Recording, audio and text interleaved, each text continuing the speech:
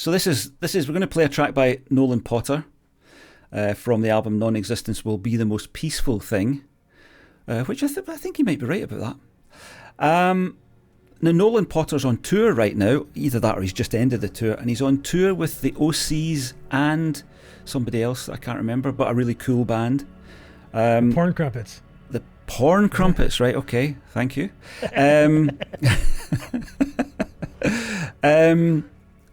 And it's great because I came across Nolan Potter when he hadn't done anything like that. He was just sort of a guy I came across on Bandcamp. I can't remember if somebody recommended him to me or something like that. I don't remember where it came from. And he's always had the Nightmare Band, which is who he's touring with, the Nolan Potter's Nightmare Band, and he's a big Frank Zappa fan, which always kind of endears me to someone. And he's actually done a Frank Zappa cover. And since we have permission to play Nolan Potter's stuff, we might actually at one point be able to play Frank Zappa on the show. Wouldn't that be amazing? And since Gail's not alive anymore to pursue us, we might actually get away with it, but we'll see about that. And Nolan's obviously got lots of influences from you can tell, from King Crimson and from Frank Zappa. In fact, one of the songs that he's playing live in the show is actually one of the songs from One Size Fits All, but just rearranged, and it's great. Any Zappa fan will listen to that and go, yeah, that's that one. I think it's Florentine Pogan that he's heavily referencing, and there's been a few videos up on YouTube of the whole set. I don't know whether he's arranging these to get these made or whatever. They're appearing on different channels. You can look it up, but he's going down in front of an audience who doesn't know him, and he's getting rapturous applause at the end of it, which is fantastic, because that'll things will be going well for him, I think, from here on in, if he manages to hold it together. I don't know what kind of person he is. There's a few interviews you can look at if you're interested in that. But this track here that we're going to play off, I should read the full title of the album, which is Non-Existence Will Be the Most Peaceful Thing, Collected Improvisations and Meditation Music Volume 2. Okay, so that's what the album is. And this is a track called Saurbraten, which sounds like a German word to me. I haven't looked it up. This is Saurbraten 1, Whistling After Dark. And this is definitely, if he's able to reference Zappa in his work, he's also able to reference, if you can reference Zappa, you can reference anybody. And I think he's referencing krautrock here. I don't know quite which brand or band that he's referencing, but there's definitely some krautrock stuff going on here. If my notes are right, that's what we're about to listen to. If my notes are wrong, then it could be anything, but we'll find out. So this is Saurbraten 1, Whistling After Dark, by Nolan Potter from the album Non-Existence Will Be the Most Peaceful Thing, Collected Improvisations and Meditation Music Volume 2.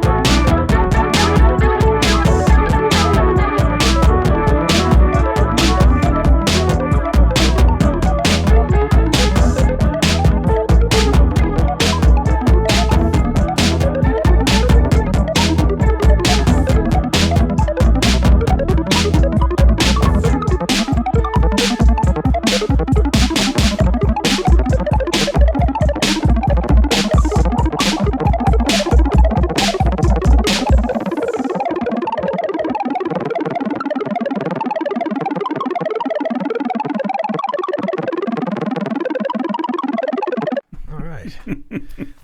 Yeah, I definitely agree with your assessment that it sounds like it's a krautrock nod or a tribute or whatever you want to call that. I dig that. I like that. I like the playful, randomized sequence notes that were kind of playing out throughout the whole thing that became very abundant there at the end. You know, mixed in with like the very repetitive sounding guitar that was just slightly always changing but always the same. You know, it was I don't know, I dug it. I like the mix too. I like the way it kind of sat on my ears, like we're talking before about other things. There's I had this really strange relationship with krautrock because outside of and I hate people use this as an example, but outside of Kraftwerk, because I don't really think of Kraftwerk as krautrock, but outside of Kraftwerk, I didn't really know any krautrock until 5 or 6 years ago, maybe. And Death by Design gets compared to krautrock a lot, and so that kind of what made me listen to more krautrock, to pay attention to it, because the little bit of krautrock I had heard before I got into it, I thought was kind of boring and sort of I didn't really get it, I guess. And then when I started listening to krautrock after making music that was very krautrock-like, I started really appreciating what it is krautrock's doing, because I'm doing the same kind of thing, you know, in my mind. But I didn't realize, like, krautrock wasn't an influence on me, but I could see why people hear krautrock in my music. Like you mentioned my song, one of my songs sounded like Can, but I wrote the song before I'd even heard the name Can. Never even heard of them, let alone heard them before, you know? And I could see why he said it though, because I like Can now and a lot, and I like Can probably a lot because of my music, you know, and what I'm doing to my music, and probably why it started speaking to me, you know. So it felt like like I felt like a song was speaking to me in a way that I speak to people, but I've never been spoken to that way before, you know. So that's the song was touching me in a way I like to touch people. Yeah. But I didn't mean to turn around and make it about me or anything there, but it felt very. That song sounded like a song I could be writing right now. I may have written that song this afternoon if I hadn't already heard it. Now I can't. You know? That's ruined it for you. Yeah.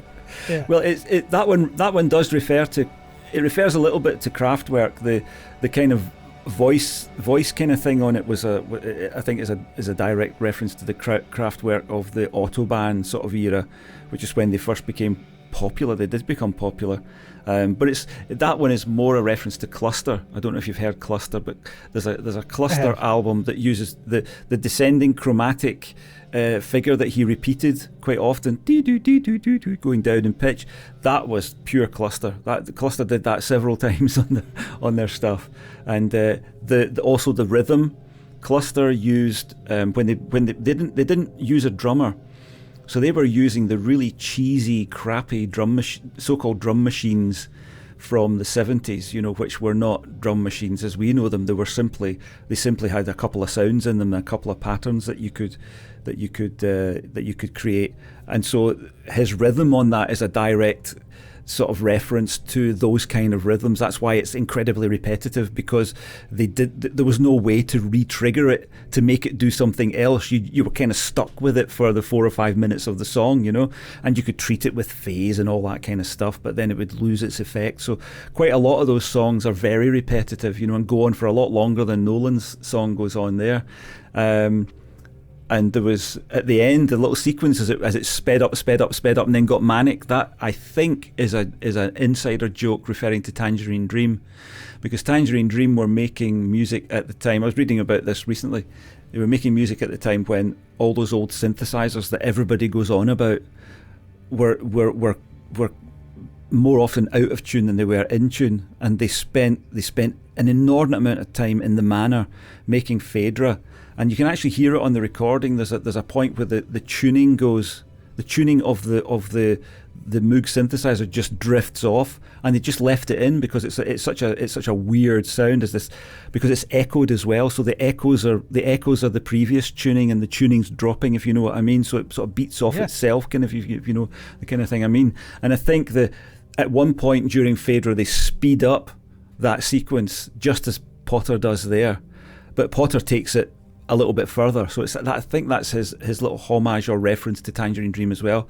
And krautrock was it is a fascinating field because it stretches everything from the Amon Dual side, which I think is more equivalent to what you do, which is a rock-based thing, through to the complete electronics of cluster, and there's everything in between, and it's a rich field to investigate. But for someone like myself, the experimental stuff, there isn't actually that much of it.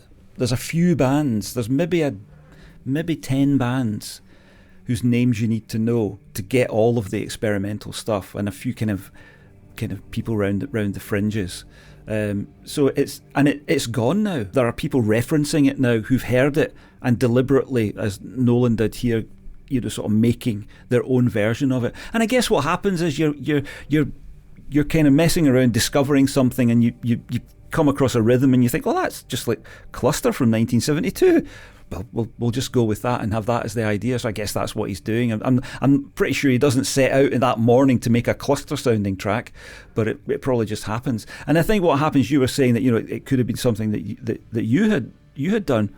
I think what happens is you go to explore a space, and you find the same things. You come across the same territory. But you're seeing it, you come into it from a different angle, but there it is, it's that thing. And it's that kind of mixture of very incessant rhythms and shifting but related harmonies that is just so attractive about krautrock, and all the best stuff has it in it. It's some krautrock stuff. I found it the same year I found Frank Zappa, so it's the same for me. It's like it's up there for me in my kind of history.